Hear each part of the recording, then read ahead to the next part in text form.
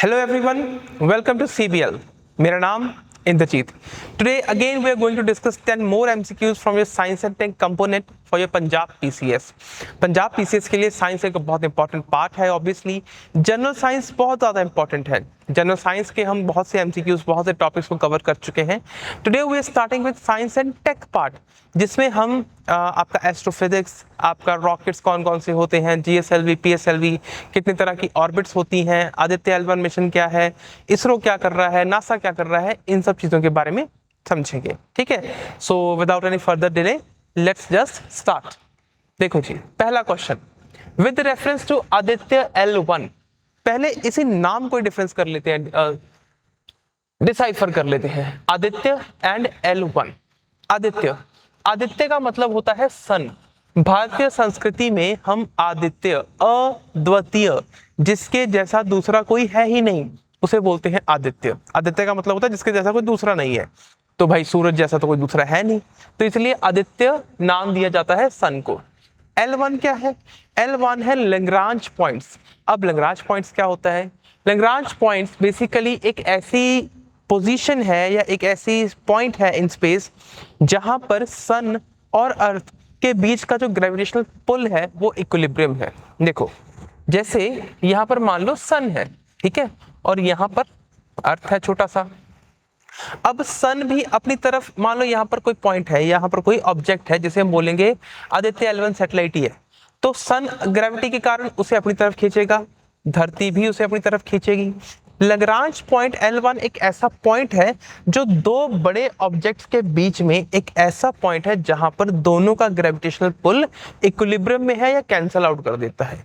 Lagrange L1 point लगभग 1.5 million kilometre away है from अर्थ, लगभग 15 लाख किलोमीटर के आसपास.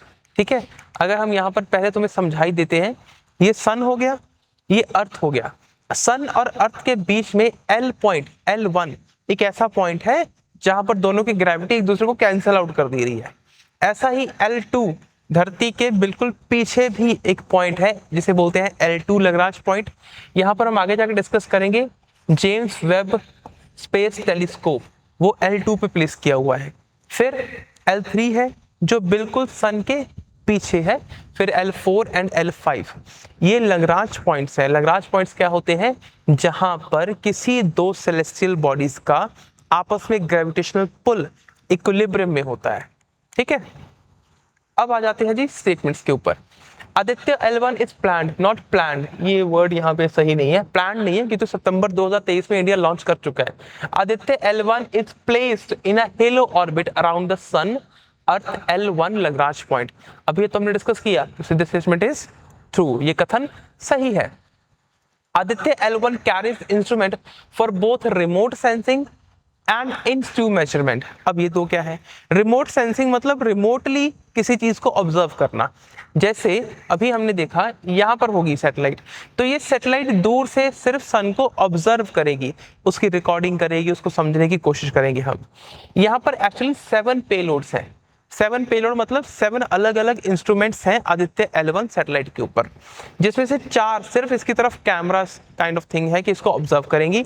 और दूसरी टर्म जो हमने समझी that is in situ measurement. दूसरी इन सितु मेजरमेंट मतलब कि सैटेलाइट के अंदर रहकर ही अलग अलग तरह की मेजरमेंट्स लेगी. मान लो सोलर फ्लेयर्स हैं, सोलर विंड्स हैं, तो उनकी क्या रेडिएशन लेवल है, etcetera etcetera. So this statement is also true. एक एडिशनल फैक्ट, यहाँ पे टोटल पेलोड्स कितने हैं? 7, जिसमें से 4 है रिमोट सेंसिंग के लिए और 3 है इन सितु मेजरमेंट्स के लिए. The L1 point gives the advantage of continuously viewing the sun without occultation. जैसे अभी हमने समझा आदित्य L1, तुम देखो सन और L1 के बीच में कुछ है, कुछ नहीं है, तो हमें कंटिन्यूस व्यू मिलेगा सन का. ठीक है. तीनों स्टेटमेंट सही. D would be a correct answer. 1 2 3. चलो नेक्स्ट क्वेश्चन देखें. With reference to solar activity. Solar activity क्या है? सन अपनी सतह पर, हमारा सूरज सतह पर जो भी एक्टिविटीज करता है, सोलर फ्लेयर्स होगी, सोलर विंड्स हो गए, कोरोनल मास इजेक्शन हो गया, ये सब क्या है? सोलर एक्टिविटी है. सनस्पॉट्स. सनस्पॉट्स क्या होते हैं?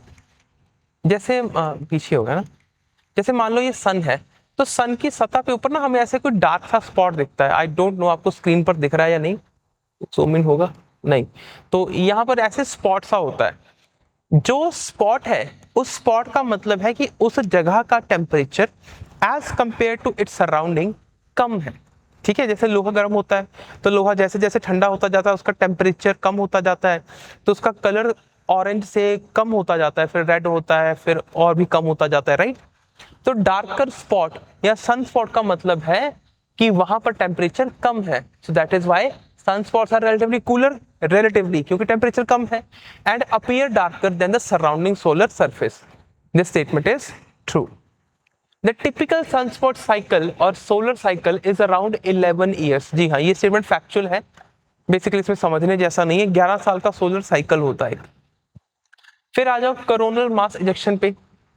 They can eject a large amount of plasma and magnetic field that disrupt the Earth's magnetosphere and satellites। This statement is very much true। Basically होता क्या है ना, जैसे मान लो ये सन की सरफेस है, तो वहां पर तूफान चले रहते हैं, हर वक्त चले रहते हैं। तो वहां पर जो भी चीजें होती हैं, जैसे मान लो कोई ऐसे कन्वेक्शनल सेल बना हुआ है, काइंड ऑफ कन्वेक्शनल सेल नहीं बोलते उसे, बस समझने के लिए कह रहा हूँ कि कोई सेल है तो उसकी अपनी एक मैग्नेटिक फील्ड है, और मैग्नेटिक फील्ड हमने मैग्नेटिक वाले चैप्टर में पढ़ा था कि क्लोज्ड लूप होती है। तो ऐसे कोई और होगा, उसकी भी मैग्नेटिक फील्ड होगी।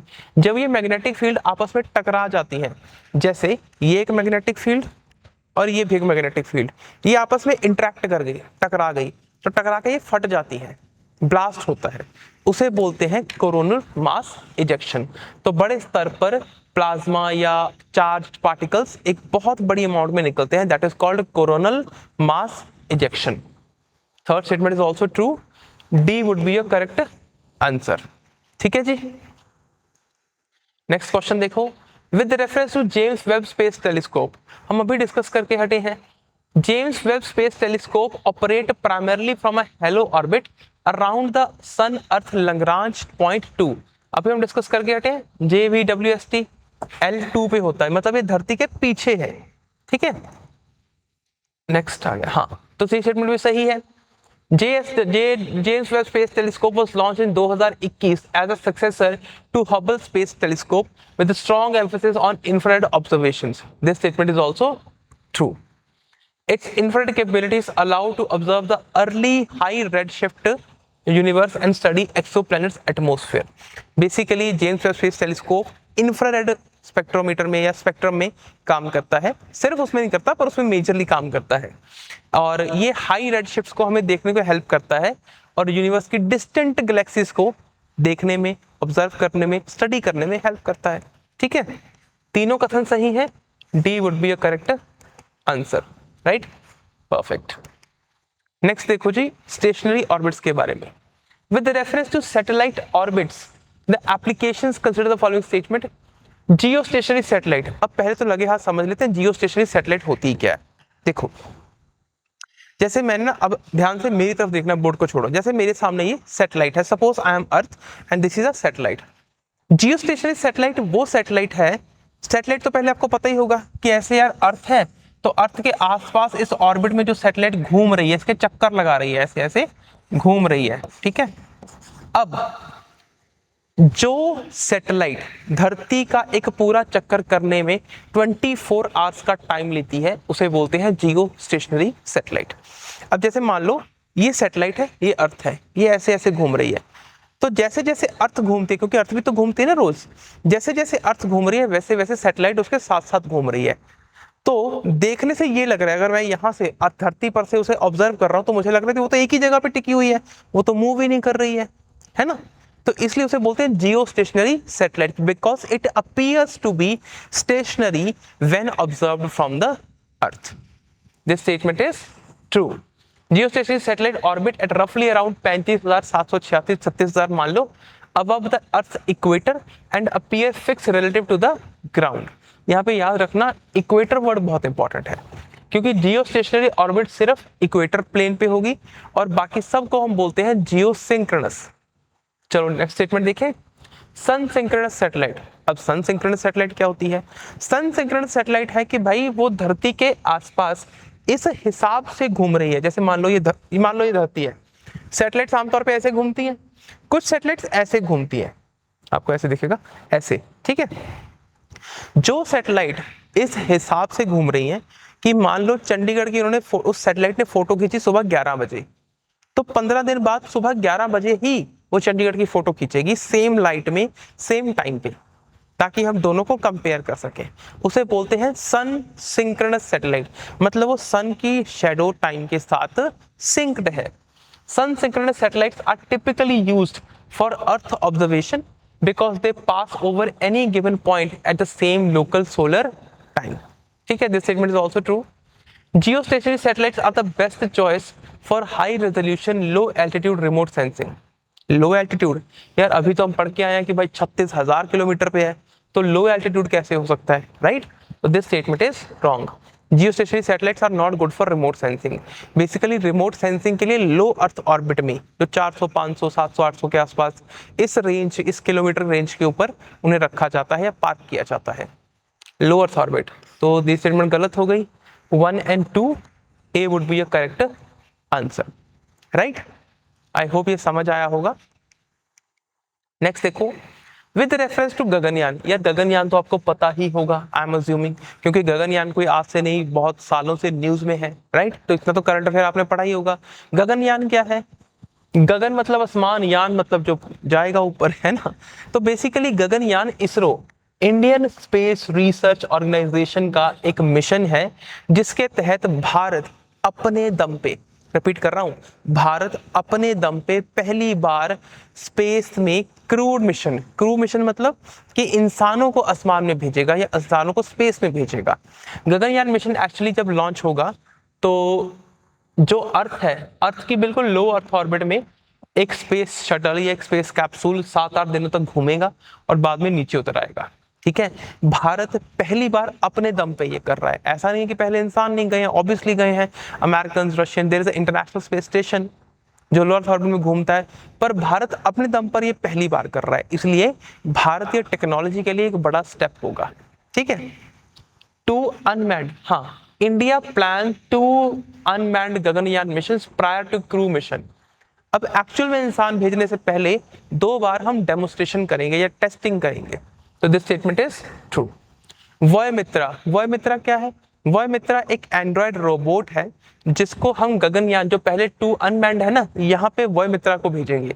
उसके 2 हाथ लगे हुए हैं, शरीर भी है, बॉडी भी है, बस टांगे नहीं है. तो वो हैंड मूवमेंट्स को वहां पर करके देखेंगे ताकि हम समझ सकें कि वहां पर मूवमेंट्स किस तरह से हो पाएंगी. Vyommitra is a half humanoid robot developed to fly on unmanned Gagan missions, जो ऊपर वाले हैं, to test crew modules and system. So this statement is also true. Gaganyaan crew capsule will be launched on PSLV XL for human flights. जी नहीं, this statement is wrong. Basically ISRO के पास ना कई सारे rocket हैं जिनमें से मेजरली GSLV, जियो stationery launch vehicle, इसका भी वर्जन मार्क 3, और फिर PSLV भी है, PSLV polar satellite launch vehicle, SLV भी है, सैटेलाइट लॉन्च व्हीकल एक्सेट्रा. ये सबसे छोटा है, ये सबसे बड़ा है. जब हम इंसान को ऊपर भेज रहे हैं तो हम तेल थोड़ी बचाने लगेंगे यार, है ना? तो सबसे बड़े रॉकेट का यूज किया जाएगा क्योंकि उसका भार ही बहुत ज्यादा होगा. तो गगनयान क्रू कैप्सूल को PSLV नहीं, GSLV में भेजा जाएगा. तो थर्ड स्टेटमेंट आपकी गलत हो गई. 1 and 2 A would be your correct answer. ठीक है.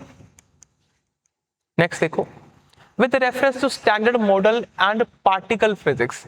जब हम पार्टिकल की बात करते हैं तो हम न्यूक्लियस, साथ में ऑर्बिट, यहां पर 3 ऑर्बिट्स की बात करते हैं. ये एटम है आपका. एटम में 3 पार्टिकल्स होते हैं, सब atomic particles, proton, electron, neutron. ठीक है. The standard model describes the electromagnetic weak and strong interactions but does not include gravity. हाँ, दिस स्टेटमेंट इज ट्रू. जो standard model of particle physics है, gravity को explain नहीं कर पाता है. ठीक है. हिग्स बोसोन, बेसिकली यहाँ पर हम बात कर रहे हैं बोसोन पार्टिकल की, जिसे 2012 में खोजा गया. हिग्स करके एक साइंटिस्ट थे, उन्होंने 1960s में इसे पोस्टुलेट किया. पोस्टुलेट करने का मतलब है कि उन्होंने अपनी थ्योरीज के हिसाब से ये बताया कि भाई कुछ ऐसा पार्टिकल है जिसे हम बोसोन कहेंगे, जो मास प्रोवाइड करता है to elementary particles like fermions.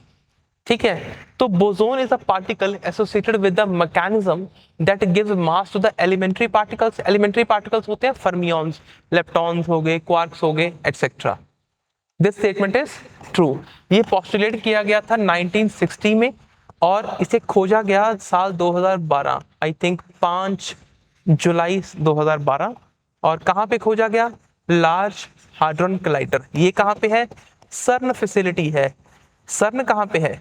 सर्न है फ्रांस और स्विट्जरलैंड के बॉर्डर पे। एक 27 किलोमीटर लंबी वो है, पार्टिकल एक्सेलरेटर है। ठीक है, large हाड्रॉन कलाइडर। The discovery of Higgs boson solved all outstanding problems in unifying quantum mechanics and general relativity.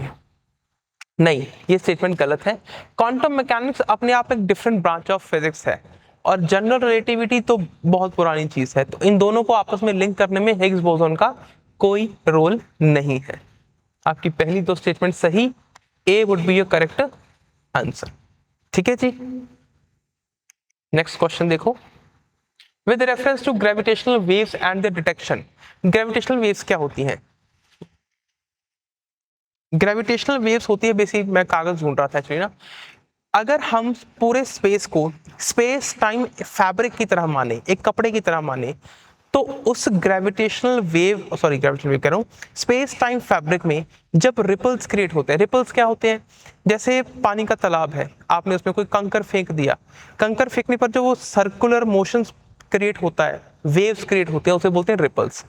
तो ऐसे ही जब स्पेस टाइम फैब्रिक में से कोई बड़ा मैसिव ऑब्जेक्ट गुजरता है तो वो रिपल्स क्रिएट करता है, जिसे हम बोलते हैं ग्रेविटेशनल रिपल्स। ठीक है, तो वही कह रहे हैं कि gravitational waves are ripples in space time fabric produced by accelerating massive object. So this statement is true. The first detected direction of gravitational waves was announced in 2016 by LIGO. LIGO क्या है? Laser Interferometer Gravitational Observatory. Collaboration ठीक है, 2015 में, यहाँ पे लिखा नहीं हुआ, सितंबर 2015 में पहली बार ऑब्जर्व किया गया और आई थिंक फेब या जन या फेब मार्च 2016 में इसे अनाउंस किया गया। तो this statement is true. Gravitational waves are significantly slowed down as they pass through ordinary matter. हाँ, this statement is wrong. Reason being, देखो जो ग्रेविटेशनल वेव्स हैं वो पहले ही बहुत वीक होती हैं, पहले ही बहुत कम डिस्टर्बेंस क्रिएट करती हैं, इसीलिए तो उन्हें डिटेक्ट कर पाना इतना टफ है, right? A would be your correct answer. Next देखो, with reference to life cycle of a star. Star क्या होता है? पहले होता है एक नेबुला, गैसों का एक गुब्बारा कह लो या क्लाउड कह लो, वो धीरे धीरे हुआ कंडेंस, बहुत सारी गैसें से धीरे धीरे हुई कंडेंस होके बना स्टार। अब लो मास स्टार्स, जैसे छोटे स्टार, जैसे हमारा जो सन है वो छोटा स्टार है, मतलब मीडियोकर सा स्टार है, इससे बहुत बड़े बड़े स्टार्स हैं। Low mass stars like sun and their evolution as white dwarf after shedding out layers, this statement is true.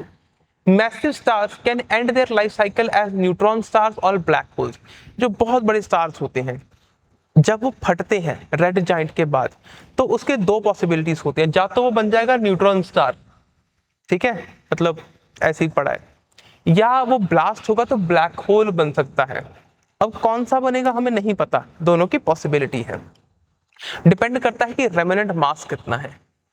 The life time of star is directly proportional to its mass, यानी जितना बड़ा star होगा उतना ज्यादा देर चलेगा, नहीं, ये statement बिल्कुल गलत है। इवन इसका बिल्कुल ऑपोजिट ट्रू होता है, जितना बड़ा स्टार होगा उतनी जल्दी फ्यूल खत्म करेगा और उतनी जल्दी वो खत्म होगा। ठीक है, तो A would be your correct answer, 1 and 2 only. Next देखो, with reference to Lagrange point, हम अभी पढ़ के हटे हैं, ये तो आई थिंक आपको पहले ही पता होना चाहिए यार, ये तो मैं अभी थोड़ी देर पहले या दूसरे क्वेश्चन में डिस्कस करके हटाऊं। दैट L1 इज रफली 1.5 kilometre from earth towards the sun and is ideal for solar observation. ठीक है, 1.5 किलोमीटर ही है, यस। लगे हाथ ये भी देख लेते हैं, सन और अर्थ के बीच का डिस्टेंस कितना है? 150 मिलियन किलोमीटर। ठीक है, और यहाँ पर L1 कितनी दूर है अर्थ से? लगभग 15 lakh kilometre. L2 lies on the opposite side of Earth from the Sun and is preferred location for space telescope that need a stable thermal environment. बहुत पीछे पड़ी है वो स्लाइड जिसमें L2 आपने देखा था ना, L2 अर्थ के पीछे है, जहाँ पर space telescope, James Webb space telescope place किया हुआ है, क्योंकि वहां पर थर्मल एनवायरनमेंट स्टेबल है, यानी गर्मी ज्यादा नहीं होती है। L3 provides a stable and practical communication vantage point for Earth Sun system. नहीं, this statement is wrong. ठीक है, A would be a correct answer. Next question देखो, last question. With reference to comet missions and planetary probes, NASA's Oryx-Rex mission visited asteroid Bennu and returned samples to Earth. मतलब तुम सोच के देखो इंसान कितनी तरक्की कर गया है, कितनी तरक्की कर गया है इंसान कि एक्चुअल में एक रॉकेट धरती से लॉन्च हुआ, फिर वो किसी एस्ट्रॉयड पर उतरा, प्लैनेट पर नहीं एस्ट्रॉयड पर उतरा, वहां से सैंपल कलेक्ट किए और वापस धरती पर आ गया। Beautiful it is, right? True. Hayabusa and Hayabusa 2 are Japanese sample. Japan की जो एस्ट्रोनॉट एजेंसी है JAXA, जैसे भारत की क्या है इसरो है ISRO, ऐसे ही जापान की है JAXA JAXA। तो Japanese sample return mission that have visited asteroid and returned material. True. Dawn mission visited Sirius and Vesta, two protoplanets in the asteroid belt, becoming the first spacecraft to orbit two distinct extraterrestrial bodies. This statement is also true. तीनों ही कथन सही हैं। D would be a correct answer, right? चलो, I hope यहाँ तक आपको समझ आया होगा। किसी भी चीज़ में कोई डाउट हो तो comment down, I try to reply. बाकी हम मिलते हैं नेक्स्ट वीडियो में, तब तक अपना ख्याल रखें, खुश रहें।